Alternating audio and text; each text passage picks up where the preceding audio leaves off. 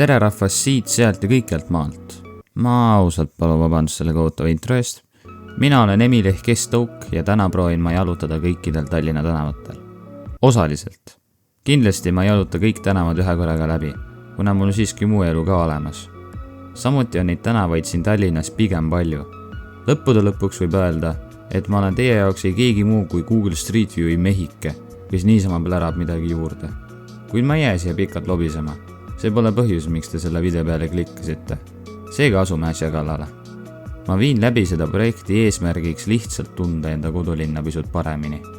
Alustan ma kõige väiksematest asumitest ja lõpetan kõige suurematega. Seega jah, isegi nurgatagused kohad peab läbi käima. Lisaks ütlen ma seda, et kindlasti ei jaluta ma igat tänavat täies pikkuses. Kuid ma siiski proovin läbi käia märkimisväärse osa sellest tänavast. Täna alustame me Maakrist ja Sibulakülast. Kuid miks 2 asumit ühes videos te küsite? Kuna need 2 asumit asuvad reaalselt üksteise kõrval ning mõlemad on nii väiksed, et video oleks päris lühike kui vaid ühes teha. Seetõttu panime 2 asumit ühte videosse.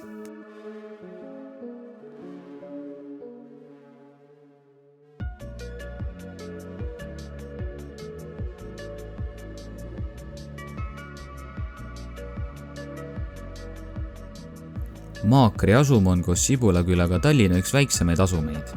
Pindal on sellel 0,13 ruutkilomeetrit ehk 13 hektarit, elanik on ligikaudu 1000 ning selle nimi on tulnud perekond Makkeri järgi, kellele kuulus siinkandis värvimistöökoda, mis tegutseb ka tänapäeval.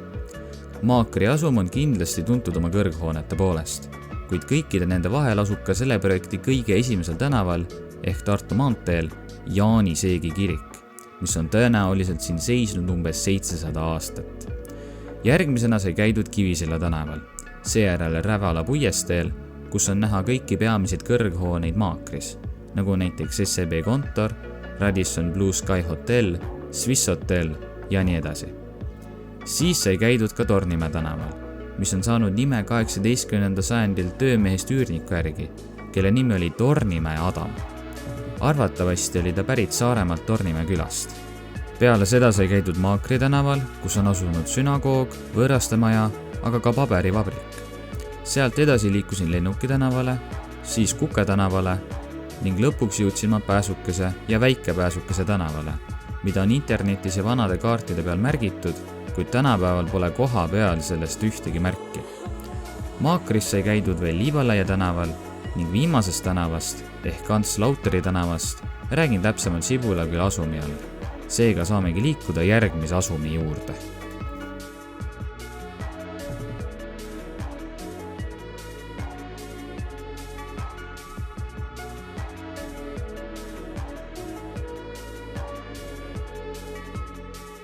Nagu ka Maakri, siis on Sibulaküla pindalaks 0,13 ruutkilomeetrit ehk 13 hektarit ning rahvast on siin elamas üle 2000.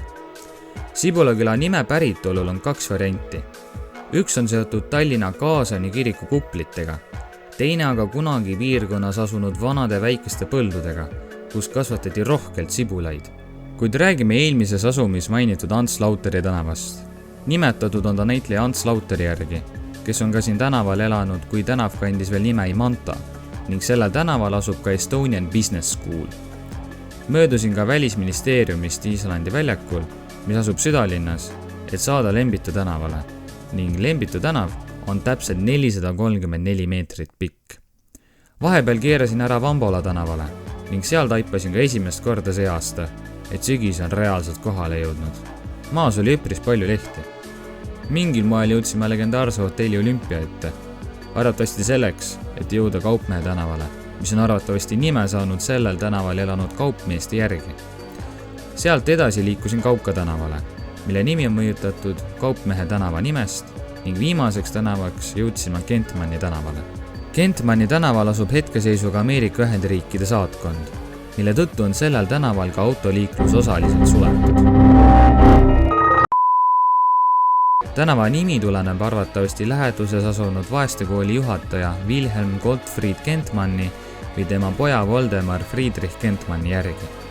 Kuid see ongi kõik Sibulakülaga, kuna Liivalaia tänav sai võetud juba Maakri asumi all, seega lõpetame siin ka tänase video. Kui teil on soov küsida küsimusi või anda tagasisidet, siis julgelt esitage neid video all kommentaaridena. Järgmine video tuleb aga Kompassi ja Kelmiküla asumite kohta.